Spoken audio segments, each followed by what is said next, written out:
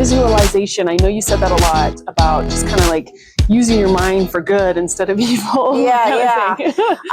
You know, it's making sure that you're really in the right mental headspace to be flying an airplane, right? And that you're not distracted. Yeah. And I know that they talk a lot about it in the training, and you don't maybe really make the connection, sort of the human factor types of things, but really making sure that you're focused, right? And that you're not distracted by, you know, whether it's social media or maybe you just had a fight with your boyfriend or your mom or, you know, whatever, and really being able to separate that stuff and focus on what you're doing. Of course, mental headspace, you have to be in the right space to be flying an airplane. And with everything that's going on, what would you say to somebody that's kind of like maybe hasn't been flying for a year or two and it just seems insurmountable to get back into the flight deck?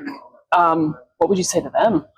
You know, I encourage people to find mentors and surround themselves with people who are supportive and encouraging and uplifting.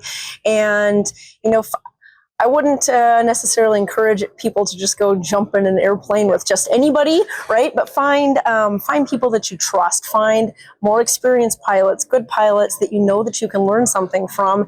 And actually, you know, I learn things from people who have less experience than me, right? So maybe you're the person with more experience, but just have that mindset and that openness to learn from people, and maybe not even necessarily in the aircraft, right? Just go hang out with pilots who sit around, tell stories, right? And they talk about the experiences they've had and the things that they've learned. And sometimes you know, some of the most valuable lessons can be learning from hearing the mistakes that other people made and not necessarily having to experience them yourself. It's very true. Being in that atmosphere of kind of knowledge, bouncing off ideas with each other.